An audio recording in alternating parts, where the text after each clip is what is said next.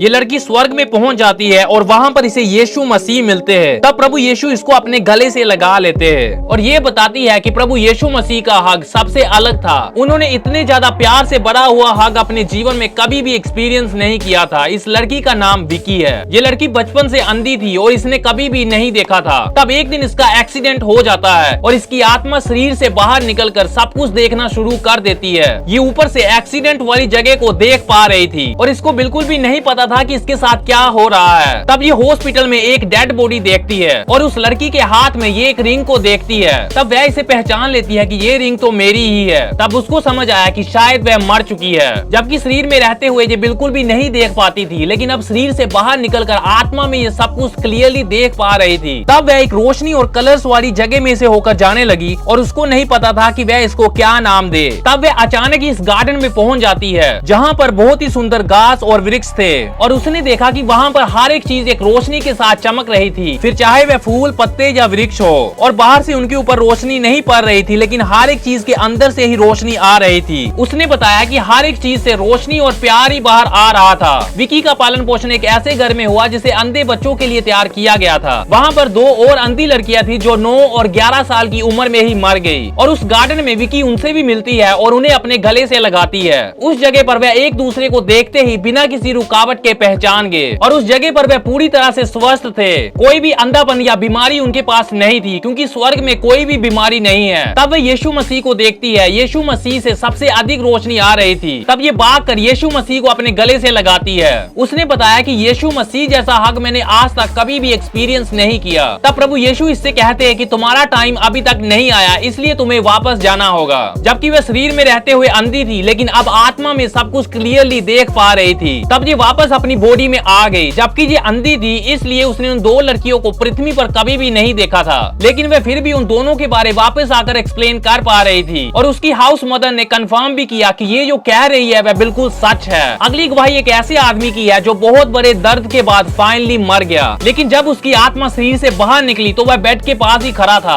उसने सोचा कि वह अब भी जीवित है, क्योंकि अपने शरीर के अलावा उसने कुछ भी नहीं खोया था। 1 मिनट पहले वह बहुत ही ज्यादा भयानक दर्द के कारण बुरा महसूस कर रहा था, लेकिन अब वह बहुत ही बढ़िया महसूस कर रहा था, क्योंकि अभी उसे कोई भी दर्द नहीं हो रहा था। वह कंफ्यूज था। उसने सोचा कि वह अभी भी जीवित है और इसने अपनी पत्नी से बात करने की कोशिश की, लेकिन वह नहीं कर पा रहा था, क्योंकि इसकी पत्नी इसे नहीं देख पा रही थी। वह तो सिर्फ इसकी डेड बॉडी को ही देख पा रही थी। तब इसने हॉस्पिटल में कुछ लोगों को देखा जो इसका नाम लेकर इसको बुला रहे थे और इसने सोचा कि शायद ये हॉस्पिटल स्टाफ है जो इसकी सर्जरी करने के लिए इसे बुला रहे हैं, और वह उनके साथ चला गया। लेकिन वह उसे बाहरी अंधेरे में ले गए, जिसके बारे प्रभु यीशु भी बात करते हैं। तब इसे समझ में आया कि वह इसे भरमा रहे हैं और इसने वापस जाने की कोशिश की, लेकिन उन्होंने इसे वापस जाने नहीं दिया। इसने अपनी इंटरव्यू में बताया कि ये नहीं जानता था कि यहाँ पर हमेशा के लिए रहना है या कितनी देर तक। मरने से पहले ये एक अच्छा आदमी नहीं था। इसने अपनी पत्नी के खिलाफ व्यभिचार किया और ये और भी पाप किया करता था, और उसे इसका एहसास भी हो गया कि मैं इसी के योग्य हूँ, मुझे ऐसी ही सजा मिलनी चाहिए। इसके अलावा ये और इसकी पत्नी परमेश्वर में बिल्कुल भी विश्वास नहीं करते थे।